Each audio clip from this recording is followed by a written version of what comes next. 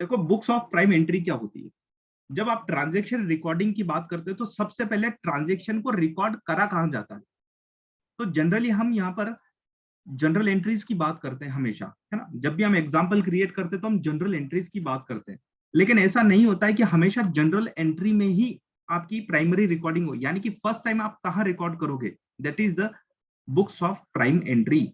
इसको इंडिया में देखा जाए तो सब्सिडरी बुक्स भी बोलते हैं, क्योंकि आपने सब्सिडरी बुक्स भी पढ़ा होगा, है ना। वो सब्सिडरी क्यों बोलते हैं वो भी देखेंगे। एक प्राइम बुक्स पढ़ा होगा आपने और एक सब्सिडरी बुक्स पढ़ा होगा, वो दोनों को समझेंगे। प्राइम बुक्स अलग है ना। तो यहाँ पर हम देख रहे हैं कि books of prime entry, books of prime entry का मतलब होता है कि फर्स्ट टाइम आप कहां पर रिकॉर्ड करते हो और क्यों करते हो, ऐसा क्यों बनाते हो, बुक्स ऑफ प्राइम एंट्री क्यों बनाते हो। जनरली हम क्या देखते हैं कि आपने कोई बिजनेस स्टार्ट किया तो आप जनरल एंट्री पास करके उसकी क्या कर देते हो, रिकॉर्डिंग कर लेते हो। लेकिन जो बहुत बड़े बड़े बिजनेस होते हैं जहां पर बहुत हेवी ट्रांजेक्शन होते हैं, बहुत लार्ज वॉल्यूम ऑफ क्वांटिटी में ट्रांजेक्शन होते हैं, तो वहां पर बुक्स ऑफ प्राइम एंट्री बड़ा रोल प्ले करती है। जैसे सपोज दैट किसी ऑर्गेनाइजेशन में थाउजेंड्स ऑफ सेल्स ट्रांजेक्शन होते होंगे, थाउजेंड्स ऑफ परचेस ट्रांजेक्शन होते होंगे, बहुत बार परचेस रिटर्न होता होगा, बहुत बार सेल्स रिटर्न होता होगा, बहुत सारे कैश के ट्रांजेक्शन होते होंगे। तो जो भी हैवी वॉल्यूम में चीजें होती है ऑर्गेनाइजेशन में, उनके लिए एक सेपरेट बुक्स बना ली जाती है। जैसे आप जब आप स्कूल में थे तब भी आप क्या करते थे, इस कॉन्सेप्ट को अप्लाई करते थे। आप क्या बनाते थे, रजिस्टर बनाते थे। तो जनरली बहुत जिस सब्जेक्ट का वॉल्यूम बहुत कम होता था तो आप उसमें ही एक दो सब्जेक्ट उसमें इंसर्ट कर देते थे, है ना। मतलब एक दो सब्जेक्ट की मिला के एक नोटबुक बन जाती थी आपकी। लेकिन जब उसका वॉल्यूम हैवी होता था तो आप डिफरेंट डिफरेंट रजिस्टर्ड यूज करते थे उसको बनाने के लिए। तो ऐसे ही ऑर्गेनाइजेशन में जब हैवी वॉल्यूम होता है किसी ट्रांजेक्शन का तो उसके लिए एक सेपरेट बुक बना ली जाती है, उसको बोला जाता है बुक्स ऑफ प्राइम एंट्री। मैं आपको रीड करके बता देता हूं थोड़ा सा। In a book in a business most of transaction generally relate to the receipt and payment of the cash, sale of goods and their purchases. It convenient to keep a separate register for each such class of transaction, one for the receipt and the payment of cash, one for the purchase of goods and one for the sale of goods.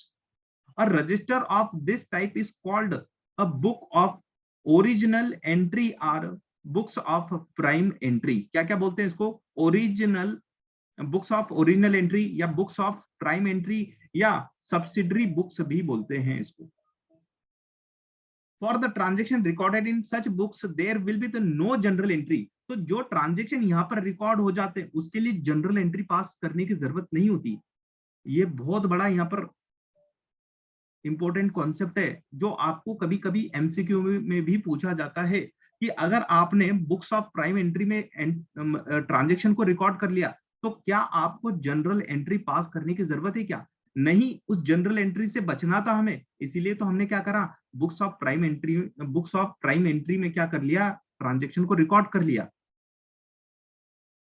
तो हम क्या बनाते हैं, हम sales register बना लेते हैं, cash book बना लेते हैं, हम परचेस बुक बना लेते हैं, यानी कि डिफरेंट डिफरेंट ट्रांजेक्शन की अलग से बुक बना लेते हैं। हमें जनरल एंट्री करना नहीं पड़ती, है ना। इससे क्या होता है, इससे टाइम की सेविंग होती है। देखो बार बार आप जनरल एंट्री पास करोगे तो बार बार जनरल एंट्री पास करने से क्या होगा, आपका टाइम वेस्ट होगा ना। एक ही चीज को बार बार आप सेल कर रहे हो, है ना। दिन में आप थाउजेंड से टाइम क्या करते हो, सेल्स करते हो। तो आप बार बार जनरल एंट्री पास करोगे, ड्यूअल इम्पैक्ट डालोगे, एक डेबिट एक क्रेडिट, एक डेबिट क्रेडिट। इससे अच्छा है ना कि डायरेक्टली आप क्या कर लो, एक रजिस्टर बना दो, एक रजिस्टर में आप लिख दो, है ना, जो भी डेली क्या हो रही है, सेल्स हो रही है। तो डेली क्या हो रही है, सेल्स हो रही है। और सेल्स कौन सी, क्रेडिट सेल्स। तो जो आपका सेल्स डे बुक होता है उसमें क्या आती है, क्रेडिट सेल्स आती होंगी, वो देखेंगे हम डिटेल में। तो आप रिकॉर्ड करते जाते हो कि किसी पर्टिकुलर डे पे, सपोज दैट 1 जनवरी 2021 को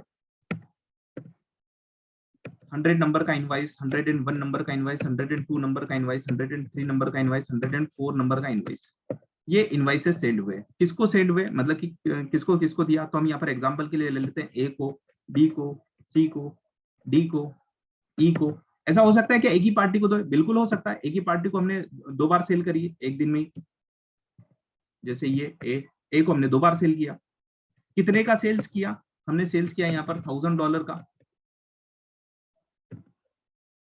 यहाँ पर हमने 2000 की सेल्स करी, यहाँ पर हमने 1000 की सेल्स करी, यहाँ 500 की सेल्स करी, यहाँ पर हमने 300 की सेल्स करी। तो दिन भर का जो भी सेल्स हो जाता है उसका हम टोटल लगा लेते, क्या लगा लेते, टोटल लगा देते थे कि कितनी टोटल सेल्स हुई है पूरे दिन में। तो हम इस टाइप से डबल एंट्री सिस्टम से बच जाते और डायरेक्ट ये 4800 है ना, कहां पर ले जाते हैं, लेजर अकाउंट में, है ना। किसके लेजर अकाउंट में ले जाएंगे, एक लेजर कंट्रोल अकाउंट बनता है, सेल्स लेजर कंट्रोल अकाउंट, वो भी सीखेंगे हम जब लेजर बनाएंगे। ये यहाँ से हम अमाउंट कॉपी करते हैं, यानी कि हम लेजर अकाउंट बना में क्या एंट्री पास कर देंगे, डायरेक्ट लेजर अकाउंट बना लेंगे, कोई जनरल एंट्री पास करने की जरूरत नहीं है। एक का अकाउंट जो है हम क्या कर देंगे, डेबिट कर देंगे $1000 से, एक अकाउंट 2000 से डेबिट कर देंगे, यानी कि दो एंट्री हो गई, टोटल 3000 डेबिट कर देंगे हम, कहां पर, एक ही अकाउंट में।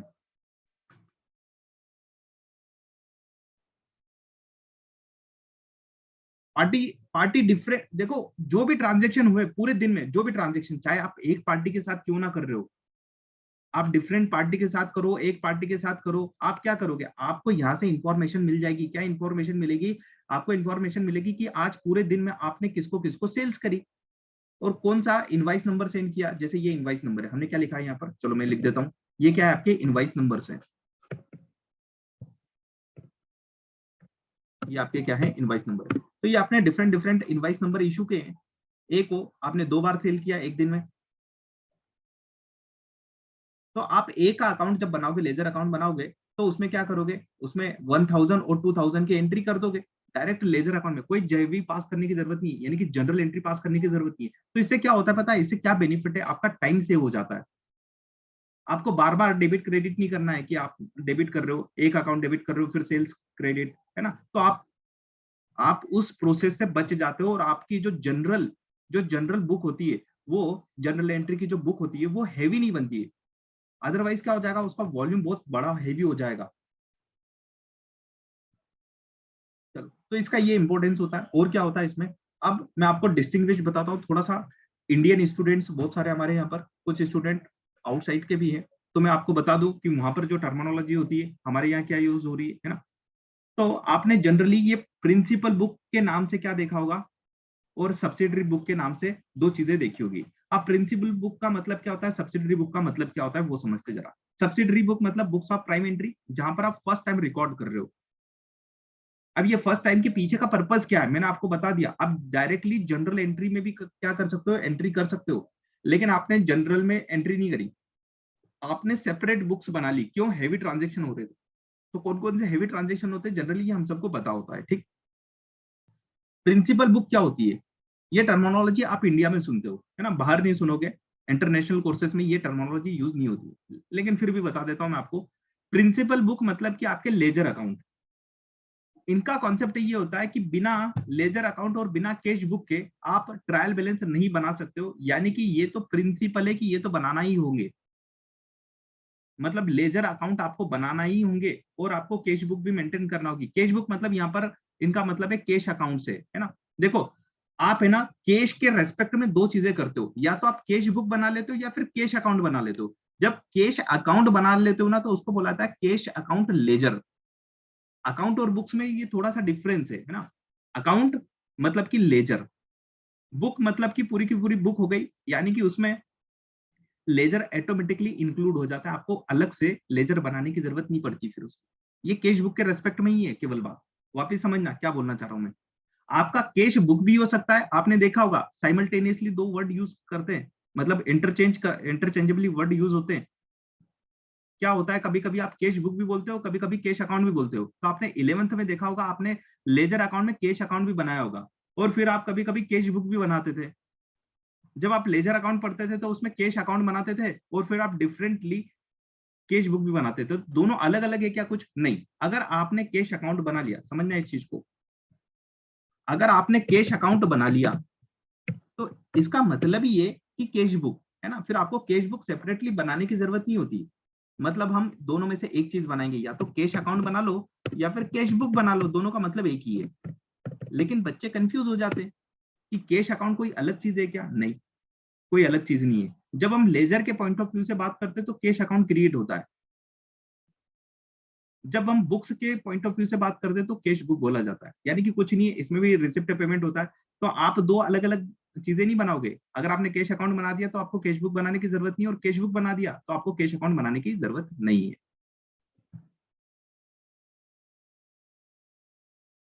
लिखा हुआ है यहाँ पर पूरा, है ना, वही डिटेलिंग जो अभी मैंने आपको समझाई। अब इसके एडवांटेजेस क्या होते हैं, देखो एडवांटेजेस हमें पता होंगे ना तो हमें कॉन्सेप्ट बनते हैं। हम सब्सिडरी बुक्स बनाते हैं, यानी कि बुक्स ऑफ प्राइम एंट्री क्यों बनाते, तो यहाँ से आपको क्लियर हो जाएगा क्या बेनिफिट होते हैं। एक तो डिवीजन ऑफ वर्क हो जाता है। क्या हो जाता है? Division of work. Division of work का मतलब हुआ कि देखो, अगर कोई एक पर्सन है, एक अकाउंटेंट है, वो जनरल एंट्री पास कर रहा था, लेकिन अब हमने यही काम किसको दे दिया? डिफरेंट डिफरेंट पर्सन को दे दिया कि सेल्स डिपार्टमेंट वाला सेल्स रजिस्टर बना लेगा, परचेस वाला परचेस रजिस्टर बना लेगा, जो सेल्स रिटर्न देखता है वो सेल्स रिटर्न देख लेगा, जो कैश बुक देखता है वो कैश बुक देख लेगा। यानी कि हमने डिवीजन ऑफ वर्क कर दिया, डिसेंट्रलाइज कर दिया पावर को, कि अलग अलग बनाएंगे। तो इससे क्या होगा? एक तो डिवीजन ऑफ वर्क हो गया ना, तो इससे है ना हर पर्सन के पास स्पेशलाइजेशन आ जाएगा उस बुक को बनाने का, तो उसकी इफिशियंसी इंक्रीज हो जाएगी, तो टाइम कम लगेगा। क्या लगेगा? टाइम कम लगेगा। तो तीनों पॉइंट एक साथ कोरिलेट हो रहे हैं। डिवीजन ऑफ वर्क होने से क्या हो जाएगा? हर बंदे में स्पेशलाइजेशन आ जाएगा, इफिशियंसी इंक्रीज हो जाएगी, और इससे टाइमिंग सेविंग ऑफ टाइम भी हो जाएगा। तो ये आपके प्राइम बुक्स के क्या होते हैं? पर्पज होते हैं। चलो मैं आपको थोड़ा सा एक बुक का रेफरेंस दे रहा हूँ। एसएससी एक ही बुक है, वहां से मैं आपको चार्ट बता रहा हूँ, चार्ट से आपको और बेटर अंडरस्टैंडिंग आएगी। Books of prime entry. Books of prime entry का मतलब क्या हुआ? Books of prime entry are the books in which the first record transaction, जिसमें आप पहली बार रिकॉर्ड करते हो ट्रांजेक्शन को। तो कौन कौन सी होती है? अब हम डिटेल में डिस्कशन, मतलब थोड़ा सा एक शॉर्ट ब्रीफ ले लेते हैं हर बुक का। क्या क्या बनाते हो इसमें? कैश बुक बनाते हो, सेल्स डे बुक बनाते हो, परचेज डे बुक बनाते हो, पेटी कैश बुक बनाते हो, जर्नल बुक बनाते हो। अब ये जर्नल बुक का मतलब क्या है, ये हम लास्ट में समझेंगे। पहले हम कैश बुक। कैश बुक में क्या रिकॉर्ड करते हो आप? जितने भी कैश और कैश से related, cash inflow cash outflow, यानी कि कैश रिसिप्ट और पेमेंट, सारे के सारे कहाँ जाएंगे? आपके कैश बुक में आ जाएंगे। नॉन कैश आइटम यहाँ पर नहीं आएगा, सीधी सी बात है। अब फर्क समझना, सबसे ज्यादा एग्जाम में कंफ्यूज कहाँ होते बच्चे? आपने कैश सेल्स करी, एक और आपके साथ में देखो सेल्स डे बुक है ना, दोनों का कंपैरिजन करवाता हूँ। एक है sales day book. Sales day book है ना आपकी क्रेडिट सेल्स के लिए बनती है। जितनी भी आप क्रेडिट सेल्स करोगे उसके लिए आप क्या बनाओगे? सेल्स डे बुक बनाते हो। सेल्स डे बुक में आप रिकॉर्ड करते हो ट्रांजेक्शन। तो अगर आपने कैश सेल्स करी तो वो कहाँ फॉल होगी? वो कैश बुक में जाएगी या सेल्स डे बुक में? सीधी सी बात है, कैश इनफ्लो हो रहा है, जब आप कैश सेल्स करोगे तो कैश रिसिप्ट होगी आपको, तो कहाँ ले जाओगे? कैश बुक में ले जाओगे। तो ये छोटा सा डिफरेंस है ना, बहुत बार कंफ्यूज करता है कि आपकी कैश सेल्स कहाँ आएगी? सेल्स डे बुक में आएगी क्या? बहुत सारे बच्चों को यही नहीं पता होता।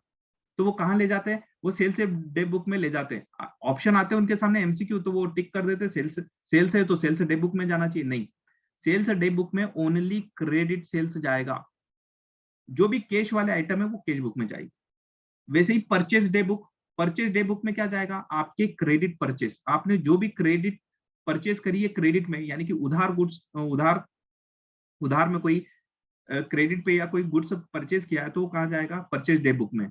लेकिन अब एक चीज समझना, आपने फर्नीचर परचेस किया, यानी कि आपने असेट्स परचेस करी, business use assets, building plant and machinery, क्या वो परचेज डे बुक में जाएगा? क्या नहीं। यहाँ पर आपका केवल और केवल गुड्स जिसमें आप डील कर रहे हो उसकी रिकॉर्डिंग होती है ना।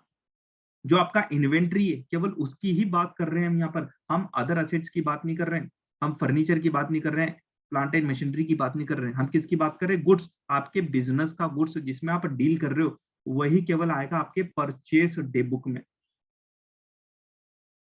अगर आपने फर्नीचर सेल किया तो वो कहाँ जाएगा? क्या वो सेल्स डे बुक में जाएगा? नहीं। क्या वो कैश बुक में जाएगा? अगर मान के चलो आपने फर्नीचर क्रेडिट पर सेल किया, देखो बहुत अच्छा पॉइंट यहाँ पर निकल के आ रहा है। आपने अगर क्रेडिट पर फर्नीचर सेल किया, आपका एक फ्रेंड था, आपने क्या सोचा कि मैं फर्नीचर अब चेंज कर दूंगा, हमारे ऑफिस का फर्नीचर बहुत पुराना हो गया, तो आपने अपने फ्रेंड को क्या दे दिया? क्रेडिट पर वो फर्नीचर दे दिया। मतलब अभी उससे कैश आपको मिला नहीं है, तो आप अकाउंट तो बनाओगे ना, क्या एंट्री पास करोगे? आपके फ्रेंड का नाम जो भी है वॉट एवर, है ना, आपने चलो रोहित नाम दे देते हैं, रोहित अकाउंट को आपने क्या कर दिया? डेबिट कर दिया, और क्रेडिट कर दिया आपने फर्नीचर को। ठीक है, फर्नीचर आपके यहाँ से जा रहा है, डेबिट आपने रोहित को किया क्योंकि वो आपकी असेट्स बन रही है। तो अब बात ये आ रही है कि आपने जनरल एंट्री तो कर ली, लेकिन आपको अगर बुक्स में एंट्री करना हो तो कहाँ करोगे? आपके सामने डाउट आ जाएगा, सेल्स डे बुक में जाएगा क्या? नहीं। क्योंकि वो फर्नीचर है, आपके बिजनेस का गुड्स नहीं है, ठीक है ना, तो वो तो यहाँ पर नहीं जाएगा। अब वो कैश में भी नहीं हो रहा तो वो यहाँ पर भी नहीं जाएगा, मतलब यहाँ पर भी नहीं गया, यहाँ पर भी नहीं गया, तो फिर कहाँ जाएगा, वो जाता है आपके जर्नल बुक्स में। कहाँ जाता है, जर्नल बुक्स में, जिसके आप जर्नल एंट्री पास करते हो।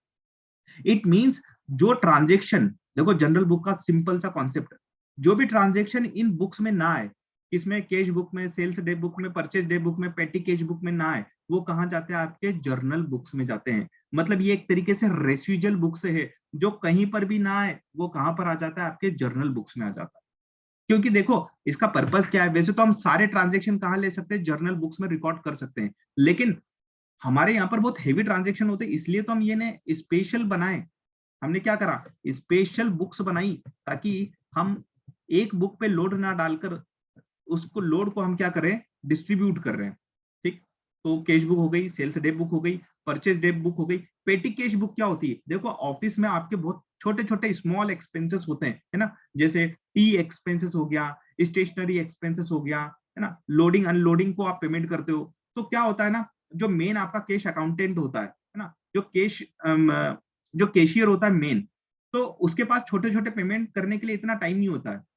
तो वो क्या कर देता है, अपना अपनी ऑथोरिटी को डेलीगेट कर देता है, यानी कि अपने जूनियर को बोल देता है, एक काम करो तुम, है ना, एक एक कैश अकाउंट मेंटेन कर लो। मैं आप उसको क्या दे देता है, उसको वो $1000 दे देता है पूरे महीने के, कि आप इस $1000 में से ना पेमेंट करते रहा करो और उसका रिकॉर्डिंग करते रहा करो। तो यहाँ पर हमने क्या बनाई, एक पेटी कैश बुक बनाई स्मॉल ट्रांजेक्शन के लिए। तो वो सारा ट्रांजेक्शन को रिकॉर्ड करते रहता है और फिर वो रिपोर्टिंग कर देता है, किसको, मेन कैशियर को रिपोर्ट कर देता है। तो यहाँ से देखो, यहाँ से कैश, पेटी कैश में ना टाइम टू टाइम पेमेंट जाता है। क्या जाता है, टाइम टू टाइम पेमेंट जाएगा, मतलब जो जूनियर कैशियर है उसके पास से कैश खत्म हो जाएगा तो किससे मांगेगा, मेन कैशियर से। तो यहाँ पर दो बुक्स बनाई जाती है, उस पॉइंट ऑफ व्यू से समझा रहा हूँ मैं, कि दो बुक्स बनती है आपकी, एक मेन कैश बुक मतलब बड़े बड़े ट्रांजेक्शन के लिए, और एक छोटे छोटे स्मॉल कैश ट्रांजेक्शन के लिए बुक बनाई जाती है। क्यों, क्योंकि स्मॉल ट्रांजेक्शन बहुत सारे होते हैं, तो ऐसा ना हो कि ये बल्कि हो जाए। पर्पज वही है कि वॉल्यूम अगर ज्यादा हो, कैश ट्रांजेक्शन बहुत होते हैं, छोटे छोटे कैश ट्रांजेक्शन, तो ये कैश बुक बल्कि ना हो जाए, बहुत ज्यादा हैवी ना हो जाए, इसके लिए हम क्या बना लेते, एक और कैश बुक बना लेते ना, मतलब हमने कैटेगराइज कर दिया, छोटा पेमेंट बड़ा पेमेंट।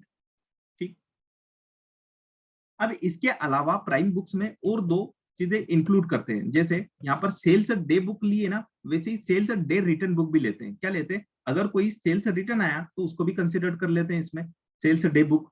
वैसे ही परचेस रिटर्न आता है तो उसके लिए हम एक और बुक बना लेते हैं, जब बार बार परचेस रिटर्न हो रही है तो हम एक और बुक बना लेंगे, परचेस डे बुक बना लेंगे। तो उसमें हम क्या करते रहेंगे, रिकॉर्डिंग करते रहेंगे। ठीक है, तो इसका पूरे की पूरी बुक्स का इंटेंशन क्या है, अगर आप देखोगे ना, इन सारी बुक्स का इंटेंशन है वर्कलोड कम करना, मतलब कि जो भी लोड है, जो वॉल्यूम क्रिएट हो रहा है, वो जनरल बुक पर लोड ना आए, तो हमने उस लोड को क्या कर दिया, डिवाइड कर दिया इन बुक्स में। तो ये ट्रांजेक्शन है ना, ऑर्गेनाइजेशन में बहुत सारे होते हैं, इसलिए इनके लिए सेपरेट बुक बना दी। तो अब क्वेश्चन ये आएगा कि जनरल बुक में कौन कौन से ट्रांजेक्शन आएंगे, है ना, तो सिंपल वर्ड में बोलूं, जो चीज इन बुक्स में नहीं आएगी, जो चीज इन बुक्स में नहीं आएगी, यानी कि जिनके लिए आपने सेपरेट बुक नहीं बनाई है, वो सारे आपके जनरल बुक में आ जाएंगे, यानी कि सबकी जनरल एंट्री पास होगी। अगर मान के चलो आपने सेल्स डे बुक नहीं बनाया, क्योंकि आपके यहाँ सेल्स बहुत रेयरली होती है, परचेस होती है आपके यहाँ बहुत, लेकिन सेल्स है ना, आपके यहाँ नेचर ऐसा है, गुड्स का नेचर ऐसा, आपके पास बहुत हैवी प्लांटेड मशीनरी है, बहुत हैवी प्लांटेड मशीनरी, और पूरे साल में एक या दो ट्रांजेक्शन होते हैं, तो आप उसके लिए सेल्स डे बुक नहीं बनाओगे, आप सीधे जनरल से क्या कर लोगे, काम चला लोगे।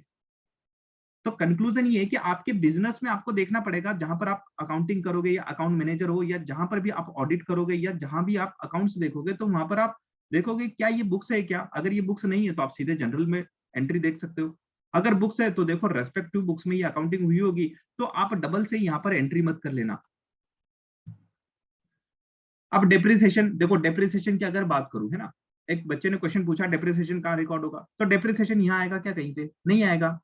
कैश ट्रांजेक्शन है नहीं, सेल्स, परचेस, पेटी, सेल्स रिटर्न, परचेस रिटर्न नहीं, तो कहां जाएगा, जनरल बुक में। जो भी एंट्री होती है आउटस्टैंडिंग, मतलब जैसे सैलरी पेबल हो गया, प्रीपेड एक्सपेंसेस हो गए, अक्रूड इनकम, अनअक्रूड इनकम, ये कहां जाएंगे, आपके सीधे आपके जनरल बुक्स में आ जाएंगे। चलो, तो ये हमारे प्राइम बुक्स का एक ब्रीफ ओवरव्यू लिया था मैंने।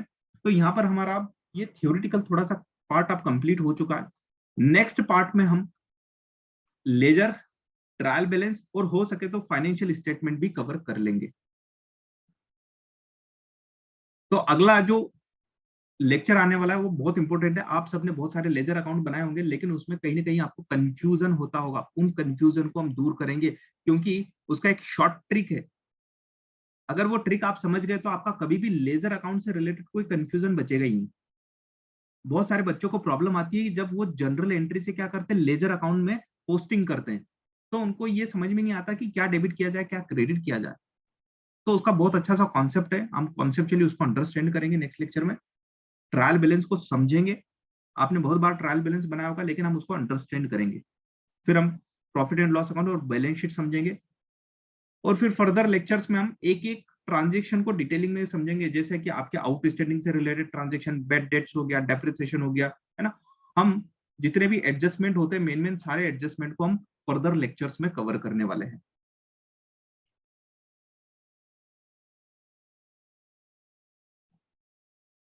चलिए, आज का लेक्चर हम यहाँ पर एंड कर रहे हैं। मिलते हैं नेक्स्ट लेक्चर में।